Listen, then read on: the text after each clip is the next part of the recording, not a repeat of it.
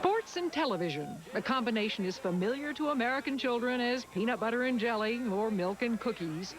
But is it as benign? Critics say no when the sport is wrestling. Picked up Pritchard, it goes for a pile driver. I mean, I'm not sitting here advocating don't ever let a kid watch wrestling anymore, but I am saying watch wrestling with the children. Know that some things are clearly inappropriate. Don't be afraid to take that remote control and either turn the channel or turn the TV off. Along with potentially lethal doses of violence, professional wrestling is now promoting sex and glorifying sadistic behavior towards women. The WWF touts sex in their magazines and in the ring. One woman was kidnapped. Her hand was taped to the arm of a chair, and a wrestler took a hammer and smashed her thumb with it. And she screamed in agony. I can pretty much guarantee in the next couple of months, we're going to hear a report of a kid taking a hammer and smashing another kid's hand because he saw it on wrestling. The more raunchy pro wrestling gets, the more popular it gets.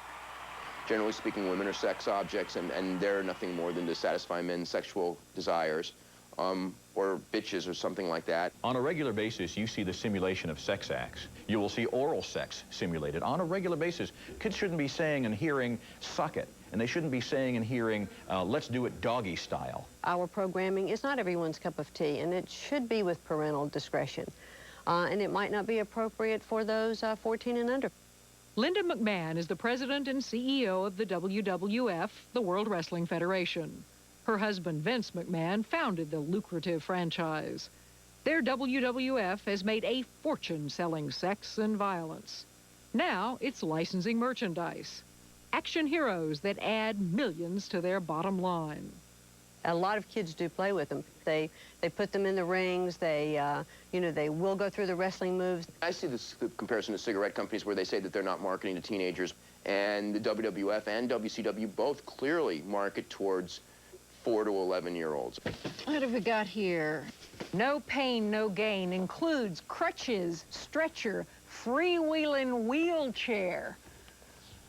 What about something like that?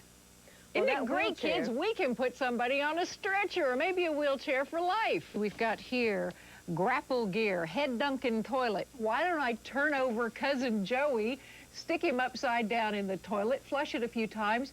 You mean to tell me that a child that's 8 years old, may not know the consequence of his action? That's true. Yeah. But they quickly learn, and they have to be taught the consequences of their action. It only No takes different- one dead child to teach you some consequences. That's right. A doesn't child who picks up a loaded gun and points it at another one and kills them suddenly knows. It's a recipe for disaster. When kids take other kids and they slam the other kids down, by their very definition, children are fragile and they're gonna get hurt. Kids have always imitated what they watch on TV, whether they're imitating Batman or Superman or the latest move they've seen. And they always have done that since the beginning of television. As the blame game heats up, critics of pro wrestling seem to agree on the immediacy and dimensions of the problem, but not on the solution. Coca-Cola took a stand by pulling out as a sponsor of the WWF, and as a result, the organization announced they would tone down the sexual content, but the violence continues. The wrestling industry says it's the parents' responsibility to supervise what their children watch, and that wrestling programs are rated for violent content. I think as a responsible programmer, we alert the audience by our ratings that our programming may have edgier content. We're all too busy to worry about trivial little things like pro wrestling or trivial little things about like what our kids are watching on television. While some critics are calling for stronger remedies, few favor an all-out ban on wrestling. But the question remains, whose responsibility is it to protect our children? If you're depending on a promoter to regulate, you're going to turn blue in the face holding your breath because it ain't going to happen. And don't expect that. That's not the role of a wrestling promoter. That's the role of a parent, and it's the role of society. And shame on you for thinking a wrestling promoter is going to pull back because they're not going to do it.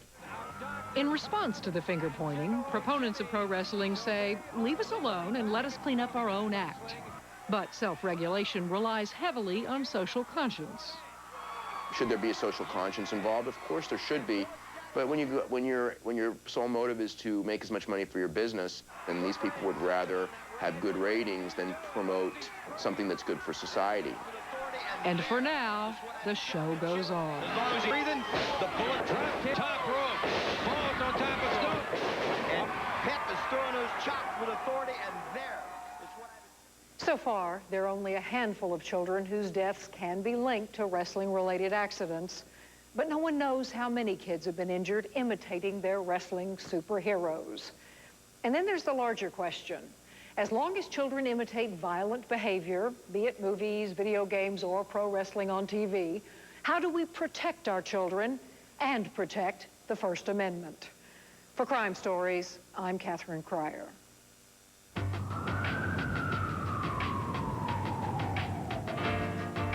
To order a copy of tonight's telecast, call 1-800-888-4580. That's 1-800-888-4580.